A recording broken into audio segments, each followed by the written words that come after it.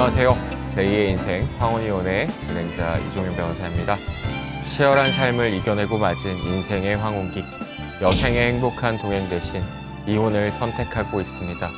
제2의 인생 황혼이혼에서는 황혼의 부부가 왜 이별을 결심하는지, 그 과정에서 겪는 현실적 문제들은 무엇인지에 대해 다양한 사례를 알아보며 법률 지식을 전해드리겠습니다. 오늘 시청자 여러분들께 소개해드릴 주제는 성관계 없는 이성 친구 사이도 부정행위가 될 수 있는가입니다. 이 주제를 선정한 이유는 제가 변호사 생활을 하면서 생각보다 많은 의뢰인들, 특히 황혼 세대의 분들께서 이런 고민을 많이 토로하시기 때문입니다. 얼마 전에도 한 분이 찾아오셨습니다. 결혼 30년 차인 50대 중반의 여성분이었는데요. 눈물을 글썽이시면서 이렇게 말씀하셨습니다. 변호사님, 남편이 직장 동료와 자주 식사를 하는데 육체적인 관계는 없었다고 합니다. 그런데 메시지 내용을 보니까 당신 덕분에 하루가 밝아진다, 오늘도 예쁘다, 이런 말들을 주고받았다고 합니다. 이것도 이혼 사유가 될 수 있는지 궁금하다고 찾아오셨습니다. 그 밖에도 아내가 대학 동창들과 여행을 가서 펜션에 갔는데 우연히 알게 된 사실인데 새벽까지 남자 동창과 단둘이서 대화를 나눴다고 하는데 이게 부정행위가 될 수 있는지, 단순히 카페에서 만나서 대화를 나눴는데 이것도 문제가 되나요? 어디까지 해도 되고 어디까지 하면 안 되는 것인지 모르겠어요. 신체 접촉이 없었다면 법적으로는 문제가 없는 것 아닌가요? 와 같은 질문들을 많이 받고는 합니다. 특히 황혼 세대에게는 더욱 복잡하고 민감한 문제입니다. 황혼 세대는 가정에서 배우자나 자녀들로부터 정서적으로 고립되어 외로움을 느끼는 경우가 많습니다. 남편의 경우 퇴직 이후 사회생활의 단절로 인해 하루 종일 집에만 있게 되면서 무력감과 공허함을 느끼게 됩니다. 직업적 정체성을 잃고 갑자기 할 일 없는 사람이 된 듯한 느낌에 빠지게 되는 것입니다. 아내의 경우에는 자녀들이 독립한 이후 교육과 가사에서 역할이 급격히 줄어들면서 소위 빈둥지 증후군을 경험하게 됩니다. 20년, 30년간 자녀들을 위해 헌신했던 삶이 갑자기 의미를 잃은 듯 느껴지고 이제 나는 누구인가, 앞으로 무엇을 해야 하는가 하는 실존적 고민에 빠지게 됩니다. 설상가상으로 남편도 퇴직 후 집에 있는 시간이 늘어나면서 서로에 대한 관심보다는 각자의 빈 공간을 채우지 못해 같은 공간에서 다른 세계에 살고 있는 느낌을 받게 됩니다. 이런 상황에서 우연한 기회에 친밀해지는 이성들에게 쉽게 정서적으로 공감대를 느끼고 육체적인 관계가 없음에도 불구하고 애정을 느끼는 경우가 더욱 많습니다. 이 사람은 나를 이해해준다, 이 사람과 있으면 내가 소중한 사람이란 생각이 든다 하는 감정들이 생기는 것이지요. 오늘은 이런 고민을 안고 계신 분들을 위해 법률이 정한 명확한 기준을 알아보고 실제 법원에서 이러한 관계들에 대해서 어떻게 판단하고 있는지 구체적인 사례를 통해 자세히 살펴보겠습니다. 그리고 무엇보다 여러분이 현명한 판단을 내리실 수 있도록 도움을 드리고 싶습니다. 먼저 우리 법률이 부정행위를 어떻게 정의하고 있는지 정확히 알아보겠습니다. 이혼의 법적 근거가 되는 민법 제840조를 자세히 살펴보겠습니다. 민법 제840조는 부부의 일방은 다음 각호의 사유가 있는 경우에는 가정법원에 이혼을 청구할 수 있다고 규정하고 있습니다. 이 조문의 각호를 살펴보면 제1호가 바로 배우자의 부정한 행위입니다. 2호는 배우자의 악의의 유기, 제3조는 배우자 또는 그 직계 존속으로부터 심히 부당한 대우, 제4호는 자기의 직계 존속이 배우자로부터 심히 부당한 배우를 받은 때, 배우자의 제5호는 배우자의 생사가 3년 이상 분명하지 아니한 때, 제6호는 기타 혼인을 계속하기 어려운 중대한 사유가 있는 때입니다. 이 중에서도 실제 이혼에서 가장 많이 주장되는 사유는 가장 먼저 있는 사유이기도 한데요. 제1호의 배우자의 부정한 행위입니다. 자, 그런데 여기서 중요한 것은 법조문의 부정한 행위가 정확히 무엇인지 구체적으로 설명되어 있지 않다는 점입니다. 그래서 법원이 오랜 기간 판례를 통해서 그 기준을 만들어 왔습니다. 이 기준이 변화해오는 과정을 보면 우리 사회의 변화도 읽을 수 있습니다. 과거에는 주로 간통, 즉 성적 관계를 중심으로 판단했습니다. 그 시대에는 부정행위라고 하면 곧 간통을 의미했고 직접적인 성적 관계가 있어야만 법적 책임을 물을 수 있었다고 판단됩니다. 하지만 사회적 인식이 변화하고 인간관계가 복잡해지면서 법원도 부정행위에 대해서 다양하고 폭넓은 관점을 제시하기 시작했습니다. 특히 여성의 사회적 진출이 늘어가고 남녀 간의 교류가 다양해지면서 단순히 성적 관계만으로 부정행위를 판단하기 어려운 상황들이 많아졌습니다.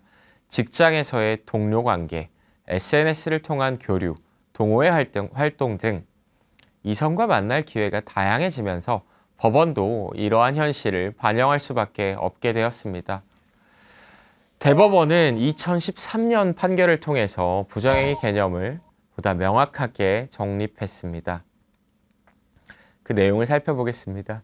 민법 제840조 제1호 소정의 배우자의 부정한 행위라 함은 간통을 포함하여 보다 넓은 개념으로서 간통에까지는 이르지 아니하나 부부의 정조 의무에 충실하지 않는 일체의 부정한 행위가 이에 포함된다고 명시했습니다.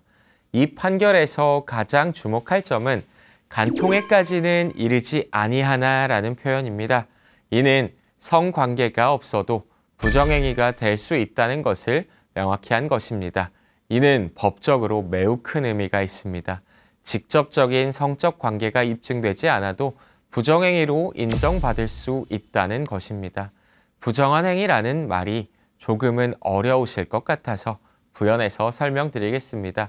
법률에서 말하는 정조 의무란 배우자에게만 성적, 감정적 충실성을 다하겠다는 의무를 말합니다. 이는 단순히 성적 관계만을 의미하는 것이 아닙니다. 정신적, 감정적 배신도 포함하는 포괄적인 개념입니다. 좀 더 쉽게 설명해 드리면 결혼할 때 우리가 서로에게 약속하는 것은 단순히 다른 사람과 잠자리를 하지 않겠다는 것만이 아닙니다. 당신을 사랑하고 당신에게만 마음을 주겠다는 전인격적인 약속인 것입니다. 따라서 비록 몸은 허락하지 않았더라도 마음을 다른 사람에게 주었다면 이 역시도 약속을 어긴 것이 될 수 있습니다. 예를 들어 살펴보겠습니다. 배우자가 아닌 다른 이성과 특별한 감정을 나누는 것, 사회 통념상 부적절한 관계를 맺는 것, 배우자를 속이고 은밀한 만남을 갖는 것 등이 모두 정조 의무를 위반하는 행위가 될 수 있습니다. 더 구체적으로 말씀을 드리면 배우자가 아닌 이성에게 당신이 있어서 행복하다거나 당신 없이 살 수 없다, 사랑한다, 보고 싶다와 같은 애정 표현을 하는 것, 생일이나 기념일에 의미 있는 선물을 주고받는 것, 배우자 몰래 지속적인 만남을 하면서 개인적인 고민이나 감정을 나누는 것도 정조 의무 위반에 해당할 수도 있다는 것입니다. 그렇다면 어떤 기준이 정확한 판단 기준일까요? 대법원은 부정한 행위인지 여부는 각 구체적 사안에 따라 그 정도와 상황을 참작하여 평가하여야 한다고 명시하고 있습니다. 이는 획일적인 기준으로 모든 사건을 판단할 수 없고 각각의 상황에 대해서 종합적인 고려를 통해 판단해야 한다는 의미입니다. 이런 종합적인 판단이 필요한 이유는 인간관계의 복잡성 때문입니다. 똑같이 이성과 식사를 하더라도 그 목적과 방식, 빈도, 당사자들의 의도에 따라 전혀 다른 의미가 될 수 있습니다. 예를 들어 업무상 필요에 의한 공개적인 식사와 개인적 감정에 의한 은밀한 만남은 법적으로 전혀 다르게 평가될 수밖에 없겠지요. 또한 현대사회에서는 남녀 간의 순수한 우정도 존재할 수 있고 과거와 달리 이성 간의 교류가 자연스러운 상황이 되었습니다.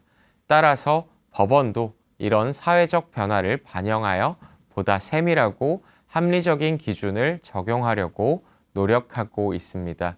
법원이 부정한 행위를 판단할 때 고려하는 주요 요소들을 설명드려 보겠습니다. 첫 번째는 만남의 성격과 빈도입니다. 우연한 만남인지 계획적인 만남인지가 중요합니다. 길에서 우연히 마주쳐서 잠시 대화를 나눈 것과 미리 약속을 정해서 만난 것은 다르겠지요.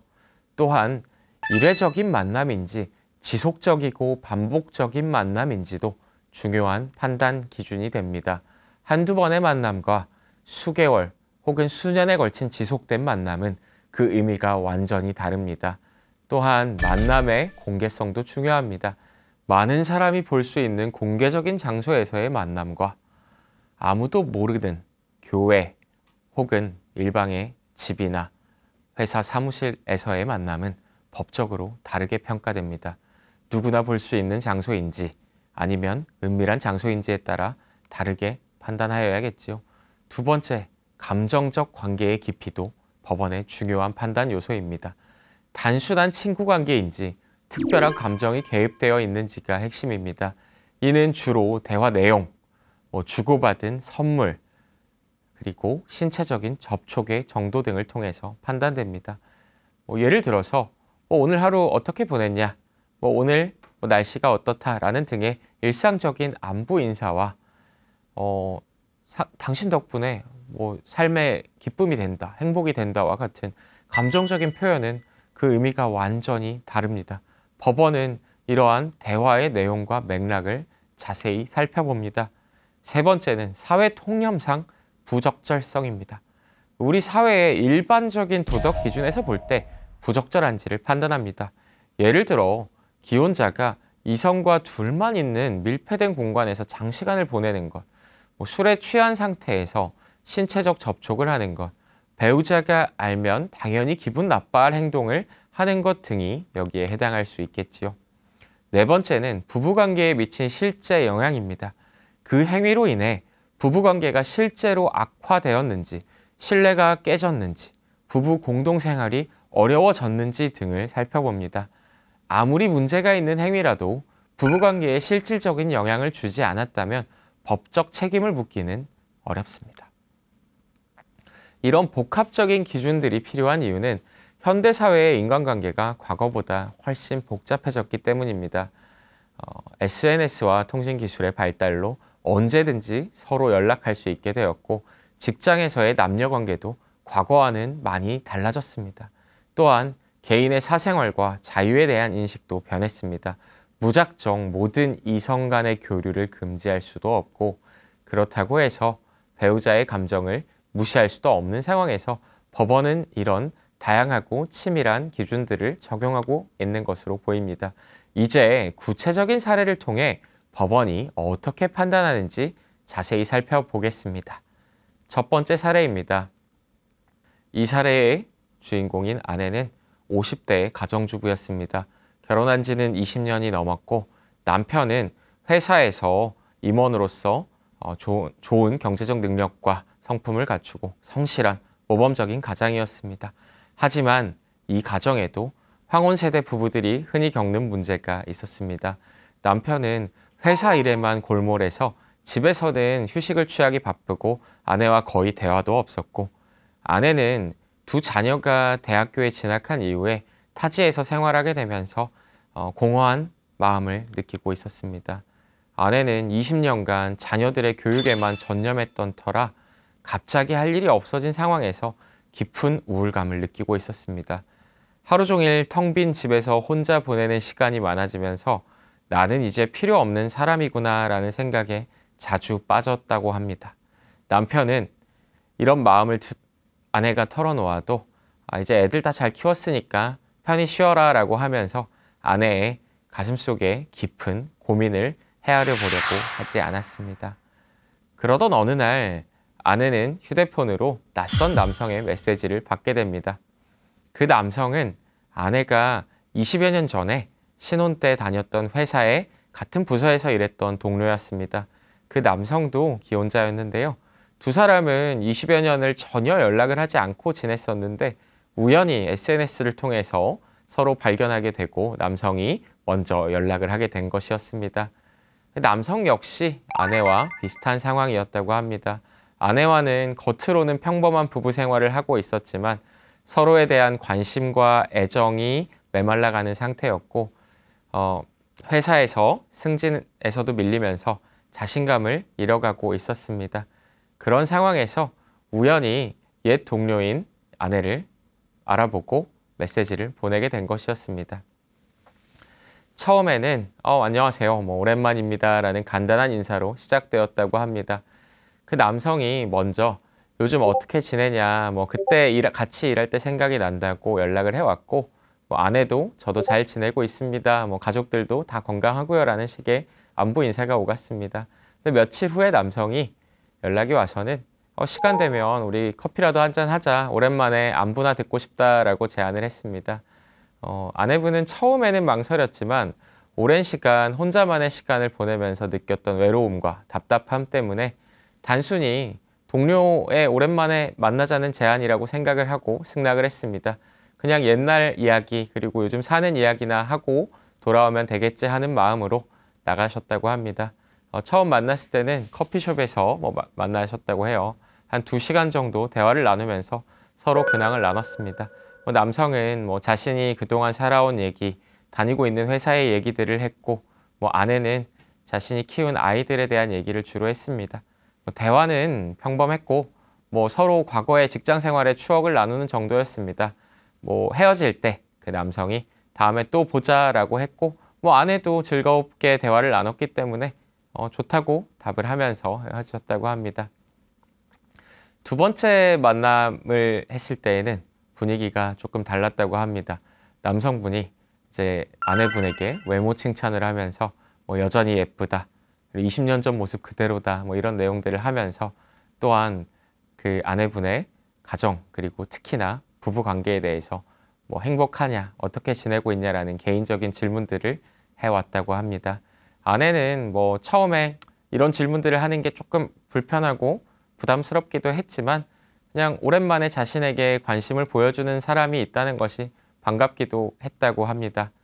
평범하게 지내고 있다고 답했지만 속으로는 이제 외로운 마음과 애들이 다 커서 나가서 없어서 공허하고 남편이 자신을 돌봐주지 않고 관심을 갖고 애정을 가져주지 않는 것에 대해서 이제 털어놓고 싶은 마음도 있었다고 합니다. 그런데 이제 남성이 자신은 그러니까 본인의 배우자와 대화가 없어서 외롭다. 그런데 당신과 이야기하니까 되게 마음도 편해지고 공감도 돼서 좋은 것 같다라고 했습니다. 아내분은 이제 숨기고 있던 자신의 마음과 똑같은 심정적인 말을 듣자 묘한 공감대를 느꼈다고 합니다. 이 사람도 나와 비슷한 상황이구나 하는 생각이 들으셨다고 해요. 그렇게 헤어지고 나서 조금 더 이제 지나서는 이제 다시 만남을 갖게 되었습니다. 두 사람의 세 번째 만남에서 이제 남성은 조금 더 아내분한테 적극적인 태도로 나왔다고 합니다. 마침 근처에 있는 본인의 집에 아무도 없고 배우자가 없다고 하면서 같이 와서 차라도 한잔 하자라는 제안을 했습니다. 아내는 처음에는 거절을 했습니다. 그래도 그 배우자분 없는 집에 가기에는 조금 그렇다라고 했는데 남성분이 계속해서 그냥 차만 마시고 이야기만 하자, 다른 의도 전혀 없고 요즘 집에 있어도 너무 혼자만 있고 할 일도 없고 답답해서 당신하고 이야기를 좀 나누고 싶다라고 해서 결국 아내도 마지못해 남성분의 집으로 따라가게 됐습니다. 가서 차도 마시고 대화를 나누는 상황이었는데요. 1시간 정도 지났을 때 갑작스럽게 상황이 벌어졌습니다. 그 남성이 갑자기 아내분 옆에 와서 앉으면서 손을 잡으려고 했습니다. 당신이 좋다고 고백을 하면서 사실은 20년 전에 그때에도 좋아하는 마음이 있었다고 고백을 해왔습니다. 아내는 깜짝 놀라서 즉시 손을 뿌리치면서 이러시면 안 된다, 우리 둘 다 가정이 있지 않냐라고 말했습니다. 남성은 아무도 모르게 두 사람 관계를 유지하면 되지 않겠냐 하면서 자신과 사귀어보자고 설득을 했습니다. 그렇지만 아내는 정말 미안하지만 저는 그럴 수 없습니다. 저는 남편과 아이들을 배신할 수 없다고 단호하게 거절을 했습니다. 그리고 이제 집에 가야겠다라고 말하면서 즉시 자리에서 일어났습니다. 아내는 마음속에서 순간적으로 여러 감정이 교차하셨습니다. 20년 만에 자신에게 이런 감정을 표현하는 사람이 있다는 것에 대해서 설렘도 있었지만 이건 아니야. 나는 결혼한 사람이고 가족이 있어 라는 책임감이 더 크셨다고 합니다. 비록 남편과의 관계가 예전 같지 않고 외로운 마음도 있었지만 그렇다고 해서 이런 식으로 그 공허함을 채우고 싶지는 않았습니다. 그 이후로 아내는 그 남성의 연락을 모두 차단했습니다. 남성이 전화를 계속해서 걸었지만 받지 않았습니다. 문제는 아내의 남편이 이 모든 사실을 알게 된 것이었습니다.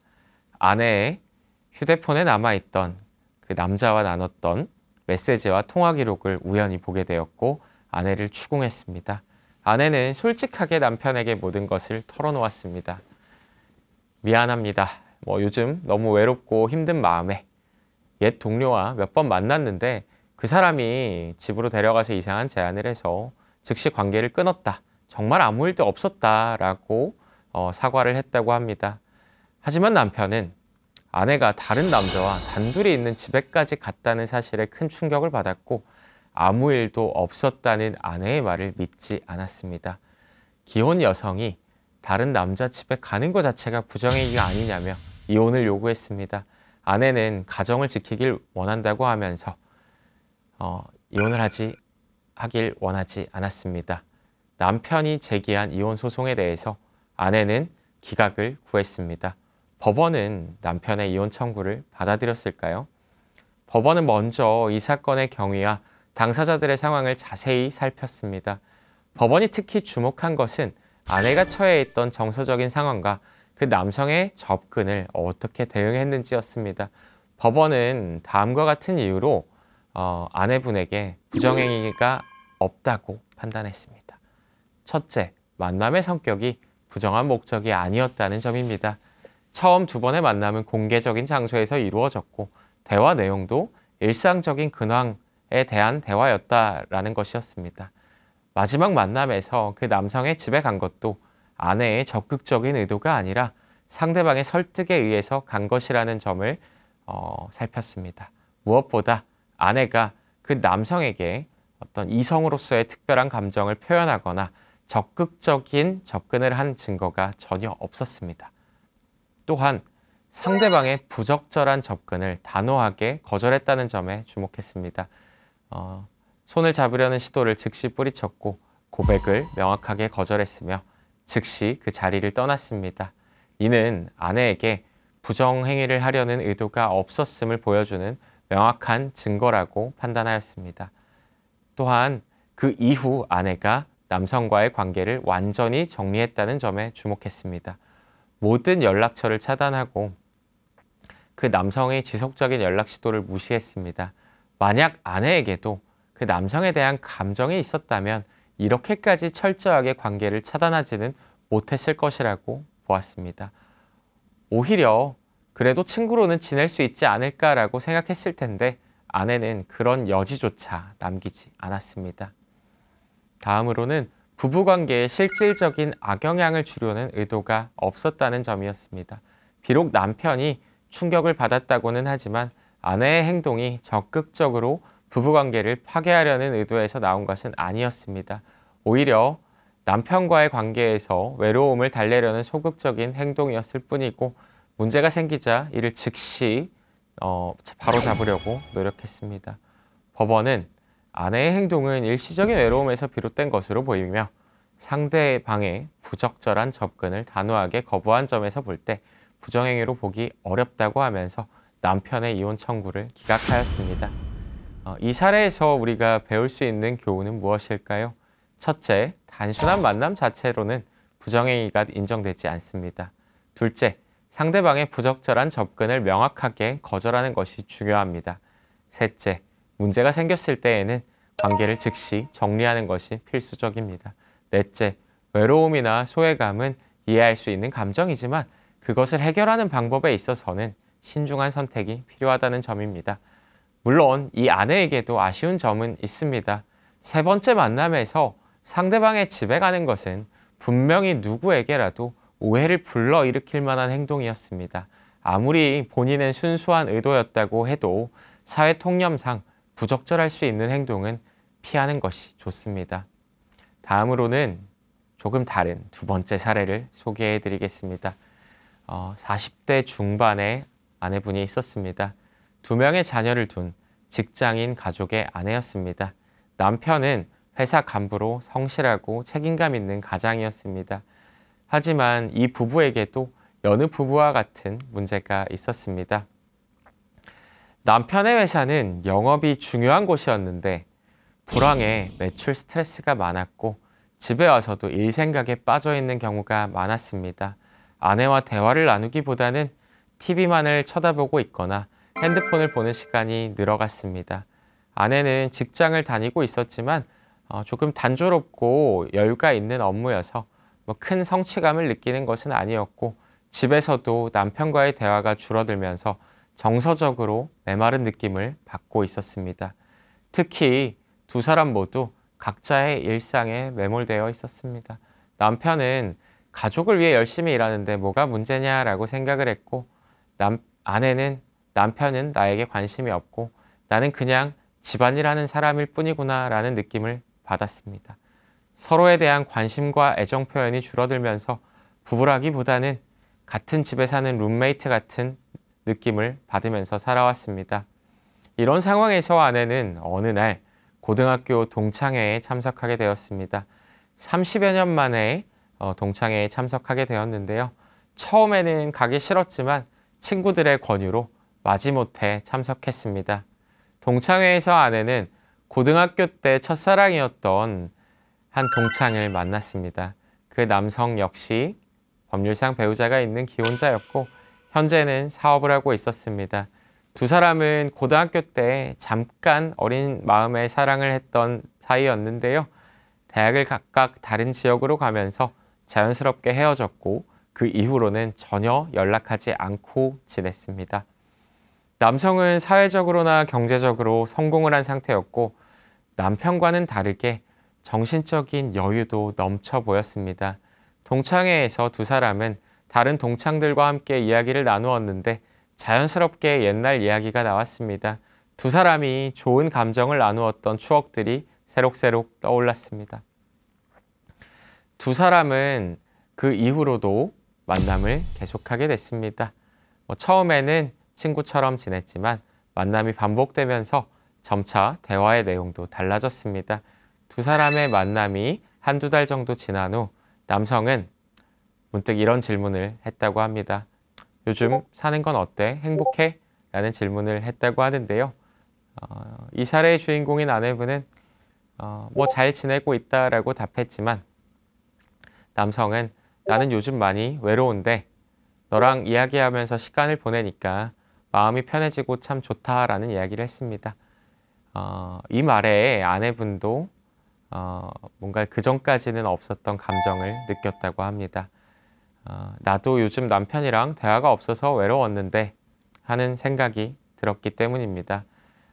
그래서 나도 그래 요즘 집에서 할 말이 별로 없다 하고 솔직하게 말을 했다고 합니다. 이렇게 서로의 속마음을 털어놓으면서 두 사람의 관계는 단순한 동창 사이를 넘어서 점점 더 가까워져 갔습니다. 그렇게 종종 만남을 이어가던 어느 날 남성은 아내의 생일이 다가올 무렵 수백만 원은 하는 명품 목걸이를 선물로 주었습니다. 특별히 어떤 표현을 하거나 신체 접촉이 있었던 것은 아니지만 단순한 친구 사이에 생일 선물로 주기에는 부담스러운 선물이었고 두 사람의 대화도 너무나도 자연스럽게 연인 간에 오갈 수 있는 대화가 오가고 있었습니다. 아내 역시 남편한테는 받아보지도 못한 사랑과 고가의 선물에 가슴이 뛰었고 기쁜 마음이었다고 합니다. 그날 두 사람은 단순한 동창을 넘어선 애정을 갖게 된 것으로 보입니다. 그 이후로 두 사람은 거의 매일 연락을 주고받았습니다. 일상적인 안부 연락뿐만 아니라 더 깊은 내용의 대화들도 오갔습니다. 보고 싶다, 좋아한다 라고 표현했고 하트 이모티콘도 서로 오갔습니다. 그러면서도 두 사람은 감정적인 교류만 할 뿐 육체적인 관계로는 나아가지 않았습니다. 그렇게 몇 달간의 관계가 유지되고 있을 즈음에 남성이 우리만의 시간을 좀 가져보는 게 어떨까 하는 제안을 했습니다. 아내분은 그래도 둘 다 가정이 있는데 하면서 망설였지만 그냥 친구로서 다른 의미가 없이 우리 고등학교 때 추억 이야기도 하면서 시간을 보내고 싶다라고 설득했습니다. 아내의 마음속에는 복잡한 감정이 교차했습니다. 이성적으로는 위험한 일이라는 생각도 있었겠지만 감정적으로는 남성과 함께 시간을 보내고 싶어서 결국 두 사람은 외곽에 위치한 한 펜션에 갔습니다. 남성은 아내에게는 회사 워크숍이라고 말하고 왔고 아내는 나 친구들과 여행 간다라고 말하고 왔다고 합니다. 펜션에서 두 사람은 저녁을 함께 먹고 밤늦게까지 대화를 나누었습니다. 대화는 서로 간의 감정에 대한 표현과 서로 좋아하는 마음에 대한 것들로 가득했습니다. 아내는 유혹을 느꼈지만 끝내 남성과 잠자리를 같이 하지는 않았습니다. 다만 밤늦게까지 대화를 나누면서 과거의 추억뿐만 아니라 현재의 감정까지 서로 나누게 되었습니다. 그 이후 두 사람의 관계는 더욱 깊어져 갔습니다. 남편은 우연하게 아내가 통화하는 것을 듣게 되었고 결국 아내를 추궁해서 남성과 주고받은 메시지들을 모두 보게 되었습니다. 남편은 이제 아내에게 이 관계에 대해서 강하게 추궁하면서 불륜에 대해서 항의했고 아내는 처음에는 그냥 고등학교 동창일 뿐이라고 부인했습니다만 남편이 본 메시지 내용이 너무나도 노골적이었기 때문에 더 이상 부인할 수 없었습니다. 아내는 그 사람을 내가 좋아한다고 인정했습니다. 그렇지만 두 사람 사이에 육체적인 관계는 없었다. 그냥 정서적인 교감이었을 뿐이라고 했습니다. 남편은 비록 신체적인 관계는 없었다고 하지만 이미 마음이 다른 남자에게 가 있지 않았냐라고 하면서 수십 년의 결혼 생활을 무의미하게 만들었다고 이혼 소송을 제기했으며 그 상대방 남성에게는 3천만 원의 위자료 청구 소송을 제기했습니다. 법원은 이 사건에서 어떻게 판단했을까요? 법원은 두 사람의 행동, 관계의 성격을 면밀히 검토했습니다. 두 사람이 육체적인 관계를 맺었다는 증거가 없었음에도 불구하고 이 사건을 어떻게 평가할 것인지가 쟁점이었습니다. 법원은 다음과 같은 이유로 부정행위를 인정하였습니다. 첫째, 상호 간의 이성적 감정이 명확하게 확인되었습니다. 좋아해, 너 없이 살 수 없어와 같은 표현들, 동창이나 일반적인 친구 사이에서 사용할 수 있는 표현이 아니었습니다. 두 사람이 서로 소중한 사람이라고 표현하는 것들이나 호칭들에서도 이성적 감정을 명확하게 판단할 수 있었습니다. 둘째, 지속적이고 은밀한 만남이 있었다는 것입니다. 6개월 동안 계속되는 만남이 있었고 대부분 배우자들 몰래 이루어졌습니다. 특히 펜션에서의 만남은 명확하게 그 목적을 숨긴 은밀한 만남이었습니다. 배우자들에게 거짓말을 한 것이 중요한 증거가 되었습니다. 셋째, 사회 통념상 부적절한 행동들이 있었다는 점입니다. 기혼자가 배우자 몰래 이성과 숙박업소에서 하룻밤을 함께한 것은 사회 통념상 매우 부적절한 행동입니다. 비록 신체적 접촉은 없었지만 외형적으로 보면 연인들과 다를 바 없었습니다. 넷째, 부부관계에 실질적 영향을 미쳤다는 점입니다. 남편이 받은 정신적 충격과 고통이 매우 컸고 실제로 부부관계가 파탄에 이르렀습니다. 수십 년간 쌓아온 신뢰가 한순간에 무너졌습니다. 법원은 아내가 그 남성과 부정행위를 함으로써 남편에게 정신적 고통을 가했다고 해서 위자료로 3천만 원을 인정했습니다. 이 판결에서 특히 주목할 점은 법원이 신체적 관계가 없었다고 하더라도 상호 간의 이성적 감정이 확인되고 지속적이며 은밀한 관계가 있었다면 부정행위에 해당한다고 판단하였다는 점입니다. 이는 현대 사회에서 부정행위의 개념이 단순히 육체적인 관계만을 의미하는 것이 아니라 정신적, 감정적 배신을 포함한다는 것을 분명히 한 것입니다. 두 사례를 비교해 보면 중요한 차이점을 발견할 수 있습니다. 첫 번째 사례에서는 일방적인 접근을 단호하게 거부했지만 두 번째 사례에서는 상호 감정이 확인됐습니다. 첫 번째 사례에서는 상대방의 설득에 의해 수동적으로 행동했지만 두 번째 사례의 아내는 적극적으로 관계를 발전시켜 나갔습니다. 이처럼 법원은 단순히 만남의 유무나 신체 접촉의 유무만을 보는 것이 아니라 관계의 성격, 당사자들의 의도, 지속성, 은밀성, 부부관계에 미친 영향 등을 종합적으로 판단합니다. 그렇다면 황혼 세대에게 어떤 특별한 고려사항이 있을까요? 첫째, 50대 이후의 이성관계는 젊은 세대와는 다른 의미를 갖습니다. 단순한 호기심이나 충동보다는 깊은 감정적 교감을 추구하는 경우가 많습니다.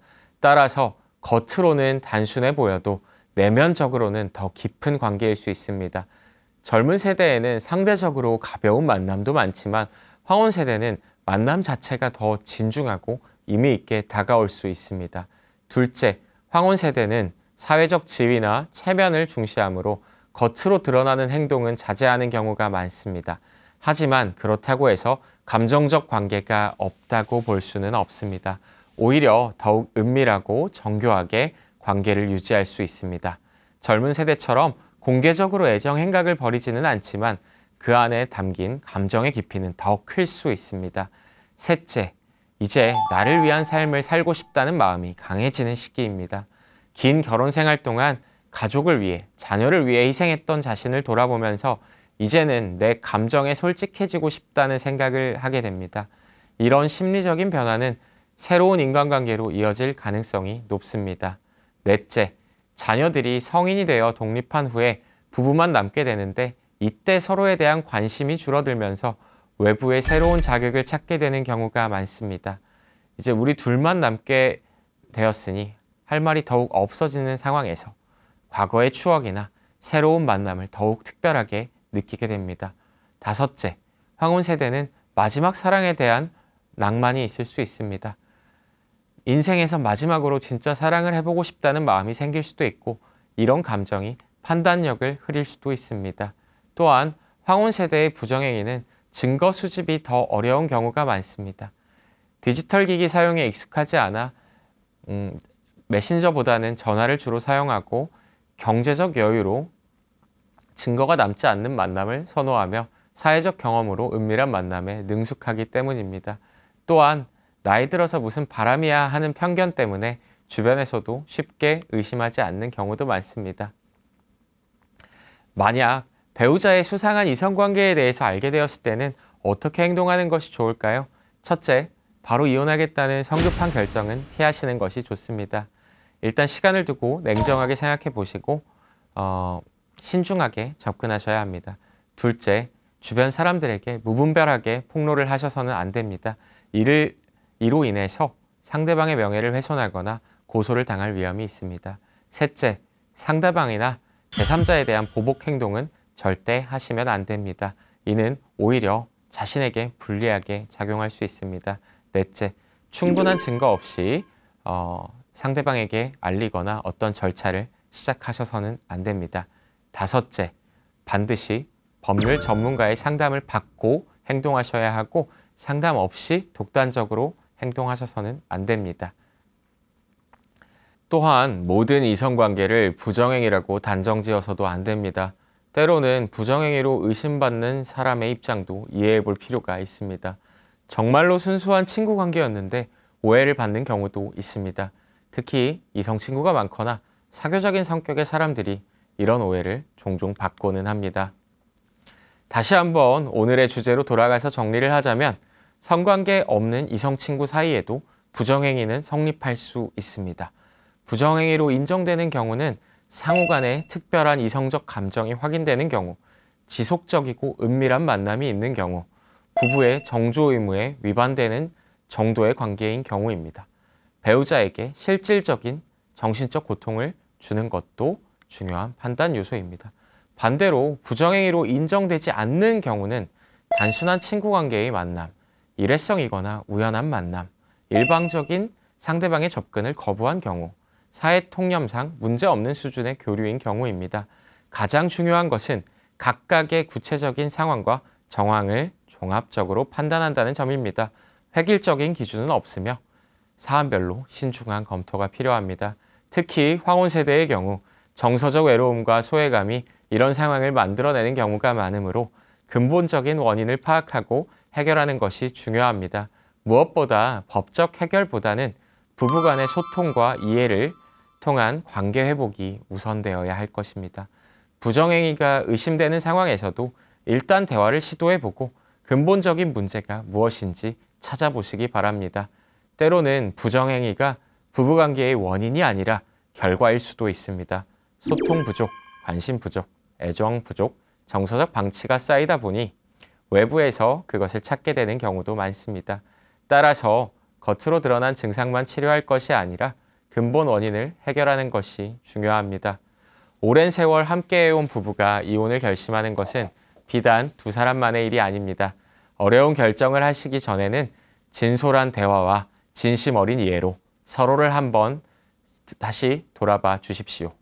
그래도 할 수밖에 없는 결심이라면 저희 제2의 인생 황혼이혼이 올바른 선택을 돕는 길잡이가 되어드리겠습니다. 함께해 주셔서 고맙습니다.